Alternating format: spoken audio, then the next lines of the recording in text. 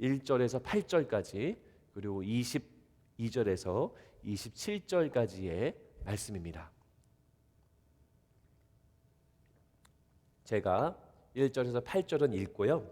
그 다음에 22절부터 27절까지는 여러분들이 저와 함께 읽도록 하겠습니다. 제가 읽겠습니다. 사탄이 일어나 이스라엘을 대적하고 다윗을 충동하여 이스라엘을 계수하게 하니라. 다윗이 요압과 백성의 지도자들에게 이르되 너희는 가서 브엘세바에서부터 단까지 이스라엘을 계수하고 돌아와 내게 보고하여 그 수효를 알게 하라 하니 요압이 아뢰되 여호와께서 그 백성을 지금보다 100배나 더하시기를 원하나이다. 내 주 왕이여 이 백성이 다 내 주의 종이 아니니까 내 주께서 어찌하여 이 일을 명령하시나이까? 어찌하여 이스라엘이 범죄하게 하시나이까 하나 왕의 명령이 요압을 재촉한지라. 드디어 요압이 떠나 이스라엘 땅에 두루 다닌 후에 예루살렘으로 돌아와 요압이 백성의 수요를 다윗에게 보고하니 이스라엘 중에 칼을 뺄 만한 자가 110만 명이요 유다 중에 칼을 뺄 만한 자가 47만 명이라. 요압이 왕의 명령을 마땅치 않게 여겨 레위와 베냐민 사람은 계수하지 아니하였더라. 하나님이 이 일을 악하게 여기사 이스라엘을 치심해 다윗이 하나님께 아뢰되 내가 이 일을 행함으로 큰 죄를 범하였나이다. 이제 간구하옵나니 종의 죄를 용서하여 주옵소서. 내가 심히 미련하게 행하였나이다 하니라. 자, 22절부터 27절까지는요 다 같이 읽도록 하겠습니다. 시작. 다윗이 오르난에게 이르되 이 타작하는 곳을 내게 넘기라. 너는 상당한 값으로 내게 넘기라. 내가 여호와를 위하여 여기 한 제단을 쌓으리니 그리하면 전염병이 백성 중에서 그치리라 하니 오르나니 다윗에게 말하되 왕은 취하소서. 내 주 왕께서 좋게 여기시는 대로 행하소서. 보소서 내가 이것들을 드리나이다. 소들은 번제물로 곡식 떠는 기계는 화목으로 밀은 소제물로 삼으시기 위하여 다 드리나이다 하는지라. 다윗 왕이 오르난에게 이르되 그렇지 아니하다. 내가 반드시 상당한 값으로 사리라. 내가 여호와께 드리려고 내 물건을 빼앗지 아니하겠고 값 없이 번제를 드리지도 아니하리라 하니라. 그리하여 다윗은 그 턱값으로 금 600세겔을 달아 오르난에게 주고 다윗이 거기서 여호와를 위하여 제단을 쌓고 번제와 화목제를 드려 여호와께 아뢰었더니 여호와께서 하늘에서부터 번제단 위에 불을 내려 응답하시고 여호와께서 천사를 명령하심에 그가 칼을 칼집에 꽂았더라. 아멘.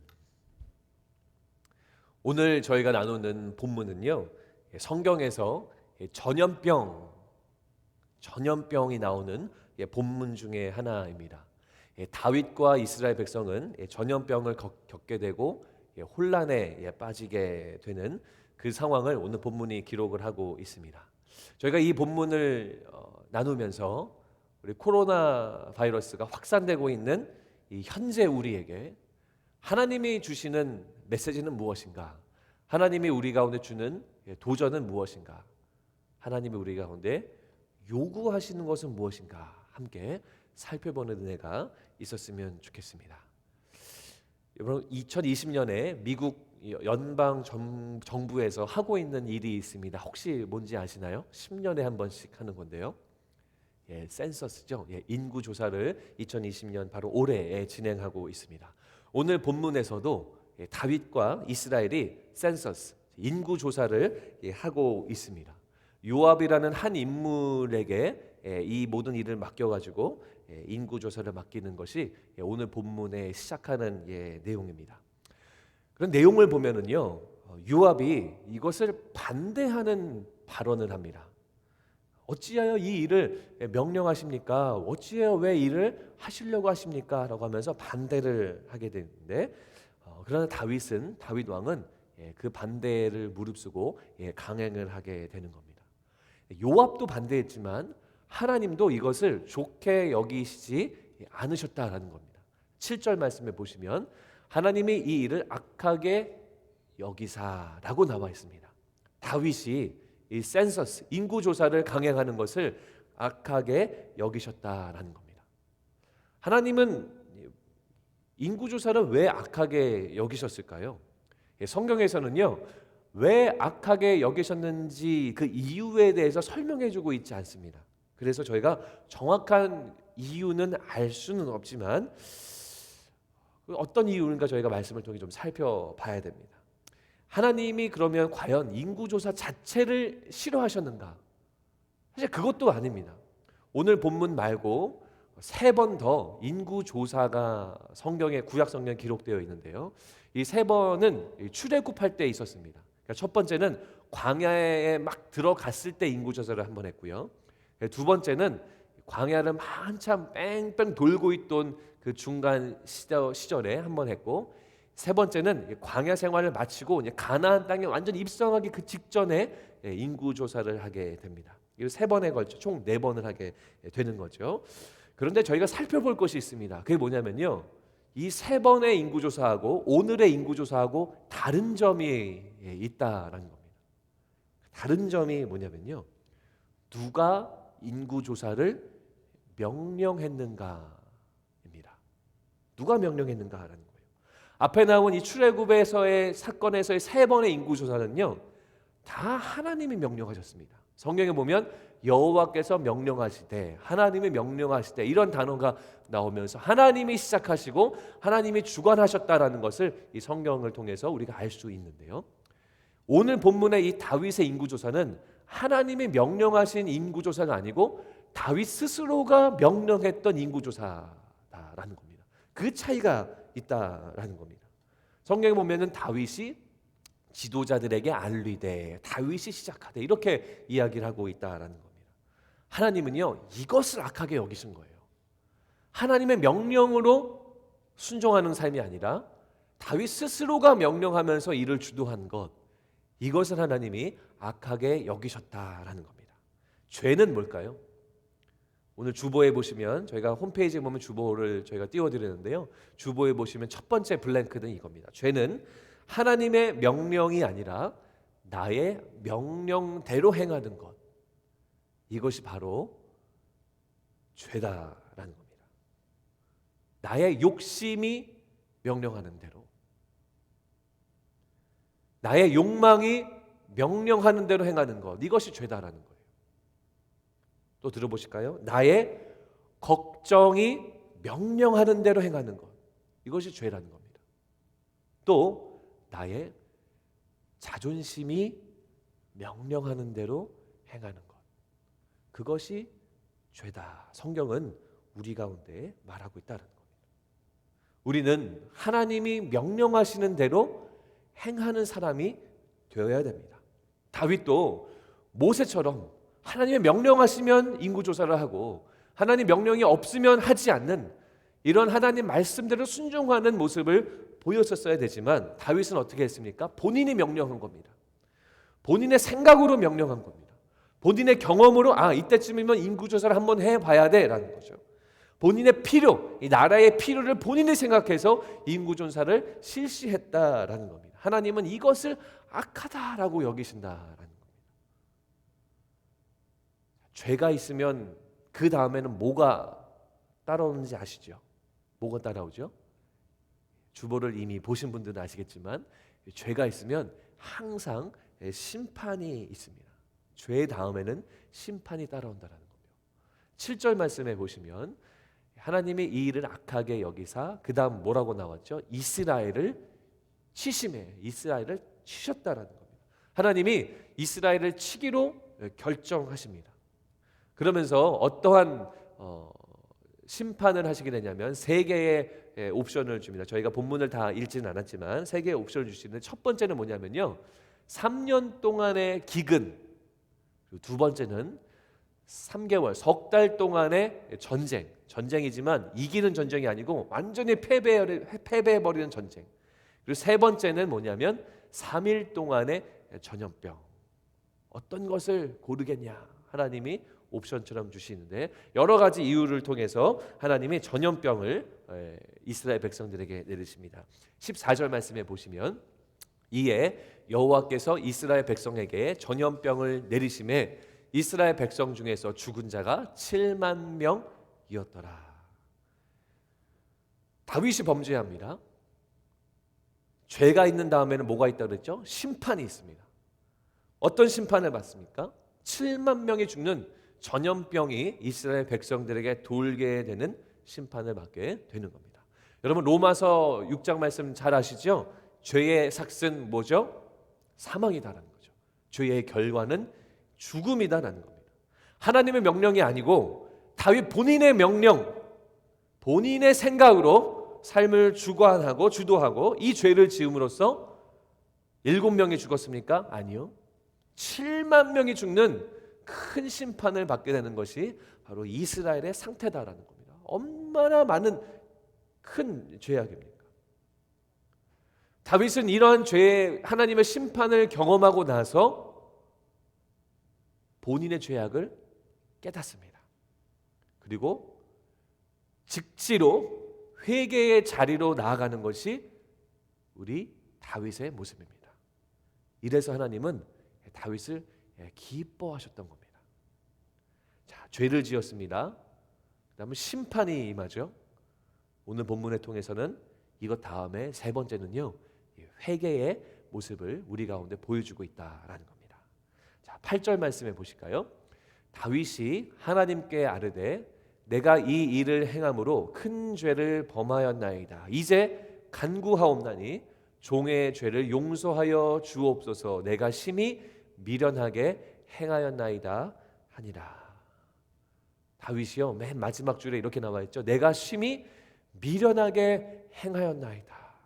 저의 죄를 용서하여 주옵소서. 뭐 하고 있습니까? 자기의 죄를 회개하고 있습니다. 우리가 회개, 첫 번째로 해야 할 회개는 이겁니다. 나의 죄를 회개하는 것입니다. 나의 죄를 회개하는 것입니다. 다윗은 자기가 얼마나 미련한 죄를 지었는가 인정했습니다. 하나님이 하라고 하지 않았고, 그리고 요압도 막 반대하고 만류했는데도 본인의 생각, 본인의 욕망, 본인의 걱정, 본인의 필요로 말미암아 스스로 명령하는 범죄를 지은 것, 이 미련한 죄를 지은 것을 본인 죄를 철저하게 주님 앞에 회개했다는 겁니다. 주여, 내가 심히 미련한 사람이 되었군요. 저희 죄를 용서해 주시옵소서. 이렇게 회개하고 있다는 겁니다. 자, 우리 그 다음에 16절 말씀해 보시면 우리 다 같이 읽으실까요? 시작. 다윗이 눈을 들어 보매 여호와의 천사가 천지 사이에 섰고 칼을 빼어 손에 들고 예루살렘 하늘을 향하여 편지라. 다윗이 장로들과 더불어 굵은 배 입고 얼굴을 땅에 대고 엎드려. 자, 두 번째로 우리가 회개해야 할 것은 무엇이냐면 바로 우리의 죄입니다. 우리의 죄. 본문상에서 보시면요, 장로들은요 죄를 지었습니까? 안 지었습니까? 본문에 나와 있는 내용을 보면 다윗만 죄를 지었지 장로들은 죄를 짓지 않았습니다. 그런데 회개를 어떻게 하고 있죠?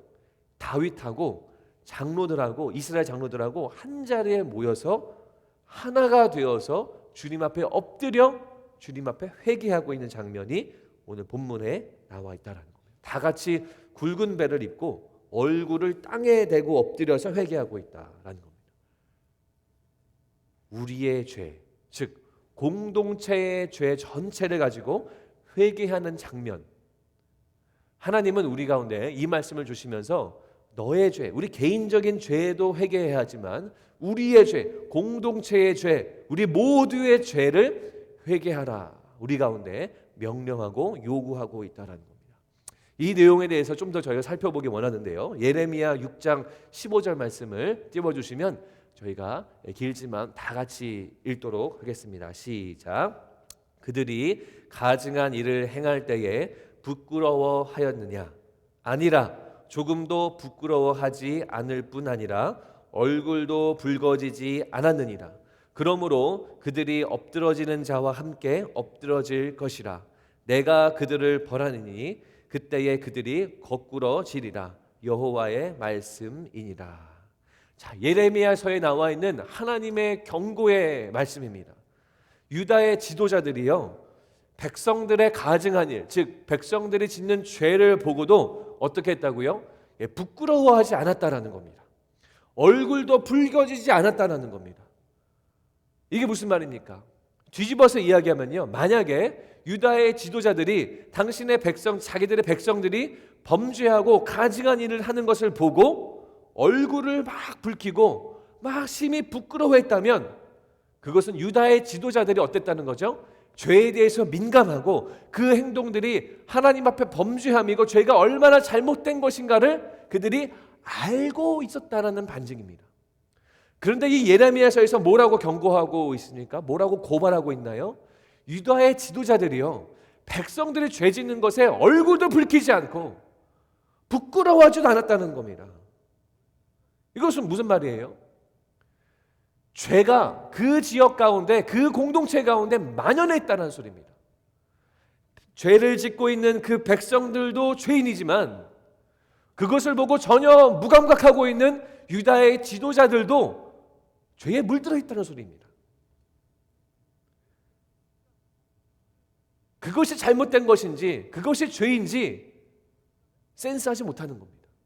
생각하지 못하는 겁니다. 죄를 짓는 그 사람들만 잘못입니까? 아니요. 그것을 바라보고도 아무 생각이 없는 유다의 지도자들도 잘못이다, 하나님이 경고하신다는 겁니다. 여러분의 자녀가 만약에 공을 갖고 놀다가 하이웨이에 공이 떨어졌습니다. 자녀가 아무것도 모르는 채 공을 잡으려고 하이웨이에 막 뛰어들어간다면 여러분 어떻게 하시겠습니까? 손목을 잡든지 발목을 잡든지 목덜미를 잡든지 아니면 머리채를 잡아서라도 그 차들이 쌩쌩 달리는 그 하이웨이에 자녀를 들어가지 않도록 잡아채는 것이 부모의 모습 아닙니까? 유다의 지도자들은 이 본문 말씀에서 백성들의 죄에 대해서 전혀 무감각한 겁니다. 그것이 잘못되어 있는지 잘못된 길로 가고 있는지에 대해서 전혀 감각이 없는 겁니다. 그러면서 하나님이 뭐라 그러십니까? 너희들도 똑같이 그들과 엎드러질 것이다 라는 거예요. 그러니까 뭡니까? 하나님의 심판의 대상은 죄를 짓고 있는 그 몇 명의 가증한 일을 하는 백성들에게만 임하는 것이 아니고 그것을 보고도 아무런 감각이 없는, 너무나 유스트되어서 아무런 생각이 없는 그 지도자들에게도 너희들도 똑같이 엎드러질 것이다 경고하고 있는 겁니다. 심판이 그들에게도 임한다는 겁니다.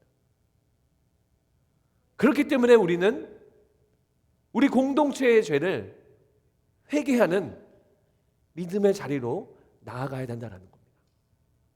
내 옆에 있는 사람이 죄를 지었으니까 나는 괜찮아, 이것이 아니라는 겁니다.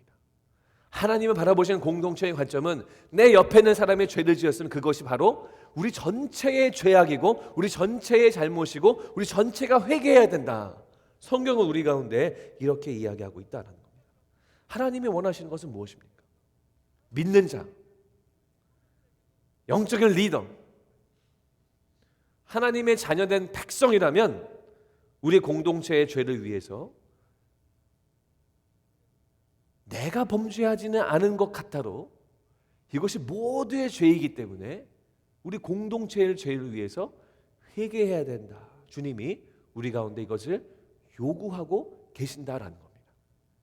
예수님이 주기도문을 가르칠 때도 이렇게 말씀하셨죠. 우리 죄를 사하여 주시옵고. 자기의 죄만 사하는 것이 아니라 우리 모두의 죄를 사하여 주시옵고. 이것이 예수님이 우리 가운데 가르쳐 주신 기도입니다. 이렇게 기도해라라는 거예요. 무슨 말입니까? 공동체의 죄, 우리의 죄를 우리가 다 같이 회개하는 것, 이것이 바로 하나님이 우리 가운데 요구하신다라는 겁니다.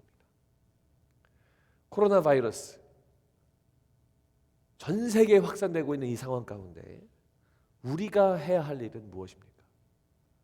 우리는 회개의 자리로 나가야 되는데 나의 죄를 회개하고 교회의 죄를 회개하고 이 세대의 죄를 우리는 회개해야 된다라는 겁니다.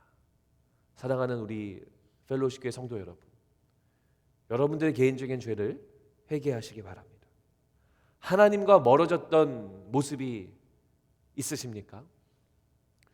첫사랑의 그 감격이 이제는 과거형으로 변해버리고 지금은 그저 밍숭맹숭한 하나님에 향한 마음, 혹시 그런 마음이 계십니까? 그리고 내 스스로 죄를 용납했던 나의 모습이 있습니까? 우리는 첫 번째로 내 자신의 죄를 주님 앞에 회개해야 할 줄로 여러분 믿으시기 바랍니다. 우리의 죄를 회개해야 됩니다. 두 번째는 교회의 죄라고 말씀드렸죠. 우리가 교회 안에서 행했던 죄들이 분명히 있다라는 겁니다. 시기하지 말라고 하셨고, 당짓지 말라, 그룹을 나누지 말라고 하셨고, 서로 섬기면서 사랑하면서 섬기며 살아라 말씀하셨지만, 우리가 어떻게 보면 교회가 이미 익숙하고 오이코스가 익숙하면서 혹시 이러한 잘못을 범하지는 않았는지 우리는 돌아봐야 된다는 겁니다. 우리 교회 안에서 우리가 행했던 죄가 있다면 우리가 회개해야 된다는 거죠. 그리고 또 한 가지 강조하고 싶은 것은 우리 교회, 우리 공동체, 이 버지니아 펠로우십 공동체를 넘어서서 이 현대 교회, 이 모던 철치가 갖고 있는 우리의 죄악, 우리의 연약함을 우리가 회개해야 된다라는 겁니다. 유럽, 한국, 남미, 미국에 있는 몇몇 잘못된 교회들을 우리가 비난할 것이 아니라 이것이 바로 내 죄구나, 바로 이게 우리의 죄구나, 주님은 회개하기를 원하신다는 겁니다. 이번에 코로나 바이러스 통해서 한국에서 신천지 이단이 속속들이 드러났습니다. 하나님이 귀하게 사용하셨습니다. 이러한 바이러스의 창고를 통해서요. 근데 그 뉴스들을 보면서 제 마음이요, 너무나도 답답했습니다. 이렇게 깊이 침투해 있었구나. 이렇게 많은 악한 영향력들을 교회와 사회 가운데 이 이단이라는 단체가 흘리고 있었구나. 예수의 진리를 왜곡하고 하나님의 이름을 망령되이 여기는 그 백성들이, 잃어버린 영혼들이 이렇게 악한 영향력들을 한국 땅과 미국 땅과 중국 땅 가운데서 전하고 있었구나. 마음이 참 답답했습니다. 그러나 또 답답한 것이 무엇이었냐면, 복음의 능력을 상실해버린 지금 현대의 교회들, 지금 바로 우리들의 모습 돌아보게 되었습니다. 베드로의 복음의 능력은 어디 갔느냐? 바울의 복음의 능력은 다 어디로 갔나요? 그 복음의 능력이 다 상실됐습니다. 컨슈머 성도들만 양산되고 있는 현대교회의 모습을 보면서 편의를 제공받으려고만 하는, 주님 앞에 정말 엎드려서 헌신하고 주님 앞에 엎드리면서 우리의 삶을 드리고자 하는 정말 제자의 삶을 만들어내는 그런 기능을 상실한 채 이 복음의 능력을 상실해버린 우리 현대의 교회, 바로 지금 우리 교회들의 모습을 놓고 제 마음이 참 답답하고 안타까웠습니다. 바로 이것이 저의 문제이고 우리 모두의 문제이기 때문이다라는 겁니다. 그리고 또 우리는 이 세대의 죄를 회개해야 된다는 거죠. 하나님의 이름을 망령되이 하는 이 제너레이션, 우리가 그들을 손가락질하고 그들에게 찌릿찌릿하면서 그들을 멀리할 것이 아니라 그것이 바로 우리의 죄인 줄로 믿고 우리가 회개해야 된다는 거죠. 작년 말과 올해 초에 브라질에서는 한때 소동이 있었는데, 그게 뭐냐면 브라질에 있는 넷플릭스 아시죠? 우리 그 영화와 드라마를 보는 그 회사에서 코미디 드라마를 만들었는데, 그게 뭐냐면 First Temptation of Jesus Christ입니다. 그게 뭐냐면 예수님이 동성애자라는 거예요. 예수님의 유혹을 받아서 동성애자가 됐고 그것 때문에 이루어진 해프닝을 그리는 드라마였습니다. 많은 브라질의 교회들이 항의하고 반대하고 소동이 있었습니다. 이것이 바로 지금 이 세대, 이 제너레이션의 죄악된 본성의 모습이다라는 거죠. 우리가 손가락질하면서 그 브라질의 넷플릭스, 너희들이 정말 믿음이 없구나, 이게 아니라는 겁니다. 이게 바로 우리의 죄고 이게 바로 우리의 연약함인 줄로 믿고 우리가 회개하라, 하나님이 우리 가운데 도전하고 계신다라는 겁니다. 말씀에 막바지에 접어들고 있는데요, 죄가 있었죠. 그 다음에 심판이 있었죠. 그다음 회개가 있었습니다.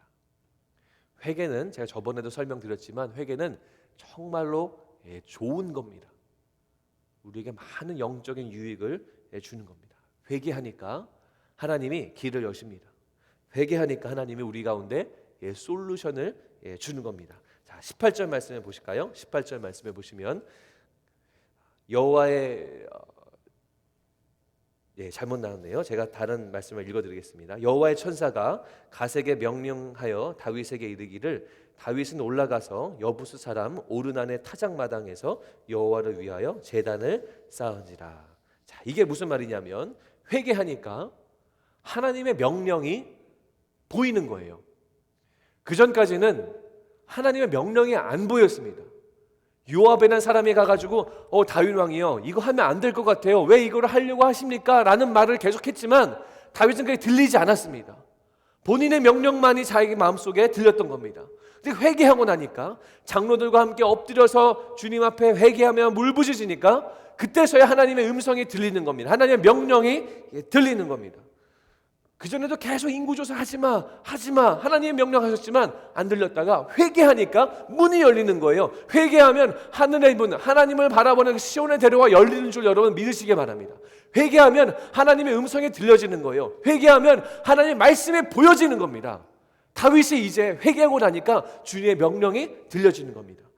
하나님의 명령 뭐였습니까? 제단을 쌓으라라는 거예요. 예배를 쌓으라라는 겁니다. 예배는 하나님의 주권을 인정하는 행위예요.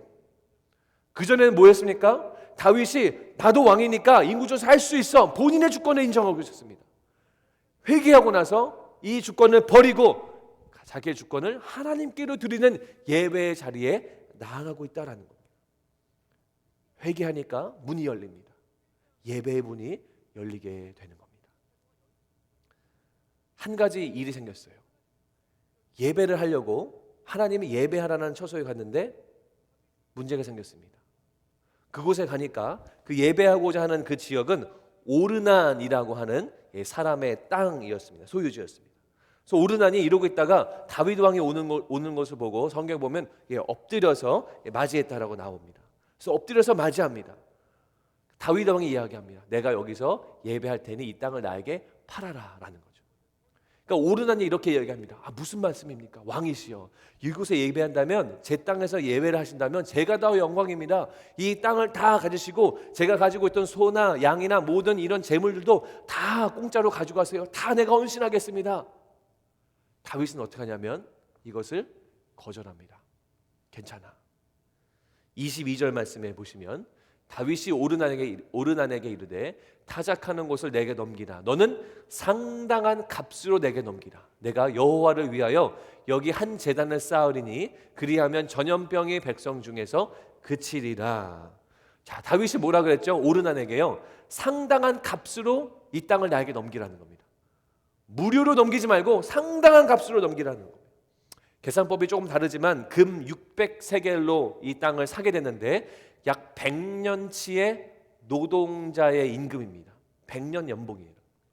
어마어마한 금액을 지불하고 그 땅을 샀다라는 겁니다. 여러분, 대가를 지불하지 않는 예배는 바른 예배가 아닙니다. 예배는요, 월십, 월드, 가장 귀한 것, 월스한 것을 드리는 것이 예배잖아요. 예배는 뭡니까? 가장 귀한 값을 치르는 것이 예배다라는 겁니다. 내가 예배당에 나와 주니까 한번 예배 드려주지, 이것은 예배가 될 수 없습니다. 왜냐하면 값싼 마음을 가지고 예배하기 때문이라는 거죠. 예배는 뭡니까? 대가를 지불하는 겁니다. 헌신하는 것이 예배다라는 거예요. 우리는 혹시 편안하려고만 하는 그런 우리의 마음은 갖고 있지는 않는지 한번 돌아봐야 됩니다. 컨슈머, 소비자적인 교인, 혹시 우리가 자꾸 그런 모습으로 변모해 가고 있지는 않은지 우리는 돌아봐야 된다는 겁니다. 헌신하는 것, 대가를 지불하는 것, 권리를 포기하는 것이 마치 먼 나라의 이야기처럼 내 마음속에 들리진 않는지 돌아봐야 된다는 겁니다. 다윗은 어떻게 예배하기를 결단합니까? 공짜로 예배 드릴 수 있었어요. 오르난이라고 믿음 좋은 사람이 하나님 예배한다면 내가 다 무료로 드리겠습니다. 공짜로 쉽게 값싸게 예배할 수 있는 길이 열렸습니다. 다윗은 어떻게 합니까? 그것을 거절하는 겁니다. 왜냐하면 하나님은 가장 가치 있고 존귀하시고 영광되신 위대하시고 광대하신 하나님이기 때문에 내가 아무런 힘들이지 않는 예배는 주님이 받으시지 않는다. 이것을 다윗은 알고 있었기 때문이다라는 겁니다. 여러분들 만약에 창고에 문을 열어서 저기 깊숙한 곳에 있는 한 개의 박스를 가지고 먼지를 툴툴 텁니다. 근데 그것은 10년 동안 창고에 박혀 있었던 쓰지 않는, 나에겐 불필요한 그런 물건이죠. 그것을 여러분들이 가장 좋아하는 분에게 선물로 드린다면, 그리고 그 창고에서 꺼내는 것을 그 선물을 받는 사람이 다 받다면 그 사람이 값어치 있는 선물로 여기겠습니까? 아니면 별로 불필요한 버려도 되는 것을 나에게 주는구나, 이렇게 여길까요? 하나님도 마찬가지입니다. 인터넷에서 예배드리고 계시지만 정말로 하나님을 존경하고 주님을 사랑하고 주님을 경외하는 마음으로 예배를 드리신다면 주님은 비록 인터넷 온라인 예배더라도 혹은 녹화된 예배더라도 여러분의 마음을 가지고 주님이 그 예배를 기뻐 받으신다라는 겁니다. 그런데 만약에 인터넷 예배가 되었다, 아니면 오늘 본당에서 우리 장로님도 몇 분 오셨는데 이 본당에서 예배를 드리던 상관없이 저기 쓰지도 않는 것을 주님께 드리는 그런 마음으로 예배를 드린다면 주님은 그 예배를 받지 않으신다라는 거죠. 이 말씀을 가지고 회개 후에 하나님이 다윗과 이스라엘 백성에게 주신 명령, 그것은 뭐냐면 예배의 회복과 헌신의 회복이다라는 겁니다.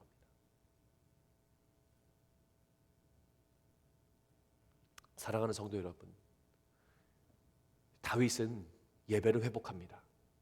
본인의 죄를 깨닫고 나서 예배를 회복합니다. 그리고 상당한 값어치를 주고 하나님을 예배하는 헌신을 회복합니다. 본인은 본인의 명령대로 왕이기 때문에 모든 왕권을 사용해서 나라를 다스리고 있었지만 그것이 죄악임을 깨닫고 주님이 나의 주인이십니다, 예배 회복.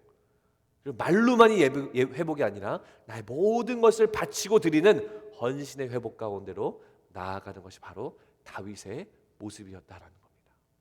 이 말씀을 보시면서, 이 말씀을 들으시면서 여러분의 삶 속에서도 이 세 가지의 회개 기도와 이 두 가지의 회복, 두 가지의 그 리빌드, 이걸 통해 이 코로나 바이러스의 확산의 상황 가운데 하나님 말씀으로 승리하는 우리 모두가 되었으면 좋겠습니다. 사랑하는 성도 여러분, 저는 내일부터 시작하는 3주간 동안 21일 동안의 Repent and Rebuild 금식 기도를 하기 원합니다. 이 화면에도 나오는 것처럼 세 가지를 기도하는 겁니다. 회개하는 겁니다. 나의 죄, 우리 교회의 죄, 현대 교회의 죄, 그리고 이 세대의 죄. 그리고 무엇을 리빌드 합니까? 무엇을 회복합니까? 예배가 회복되고 또 우리 헌신이 회복되는 것. 예전에는 정말 전심으로 헌신했지만 이제는 이것저것 생각하면서 헌신을 미루었다면 이 기간을 통해서, 금식 기도를 통해서 여러분들의 예배와 헌신이 회복되어지는 놀라운 은혜가 있었으면 좋겠습니다. 이 기도에 동참해 주시기 바랍니다. 목회자만 하는 것이 아닙니다. 우리 장로님들만 하는 것이 아니고 직분자만 하는 것이 아니고 우리 모두가 해야 할 일입니다. 전 세계가 난관에 봉착했습니다. 의료 기술로 지금 해결할 수 없습니다. 정부의 통제로도 해결할 수 없습니다. 구원은 오직 하나님께만 있는 줄로 믿으시기 바랍니다. 하나님이 구원의 일을 온 인류 가운데, 온 지구상 가운데 보이시게 될 겁니다. 우리의 할 일은 우리의 죄를 회개하고 무너진 예배와 무너진 하나님을 향한 헌신을 회복하는 것입니다. 사랑하는 성도 여러분, 교회, 그리스도의 공동체는 절대로 무너지지 않습니다. 이것보다도 더 어려운 핍박과 환난도 능히 감당했던 것이 바로 하나님의 공동체, 믿음 공동체, 그리스도의 공동체, 교회였다라는 겁니다. 믿는 자들, 구원이 허락된 자들을 절대로 사단이 손대지 않도록 하나님이 우리를 보호하고 계심을 여러분 믿으시기 바랍니다. 하나님이 우리를 끝까지 보호하실 겁니다. 회개와 금식을 통해서 회복을 하시고 또 주님 앞에 더 열심히 예배하시는 그럼을 말미암아 하나님의 손길과 구원의 능력을 경험하는 우리 사랑하는 성도님들이 되시기를, 각 가정이 되기를 주의 이름으로 축원합니다. 기도하시겠습니다. 하나님, 말씀을 통해서 이스라엘 백성들에게도 전염병을 허락해 주심으로 말미암아 여러 가지 혼란을 겪는 와중에 회개와 예배를 통해서 이것을 감당했던 모습을 살펴보았습니다. 주님, 전례 없는 이 전염병의 확산, 우리가 이것을 맞이하면서 동일하게 말씀으로 돌아가 우리의 죄, 나의 죄, 이 제너레이션의 죄를 회개하고 예배와 헌신을 회복하는 믿음의 삶을 살 수 있도록 주님께서 함께하여 주시옵소서. 예수 그리스도 이름으로 기도합니다.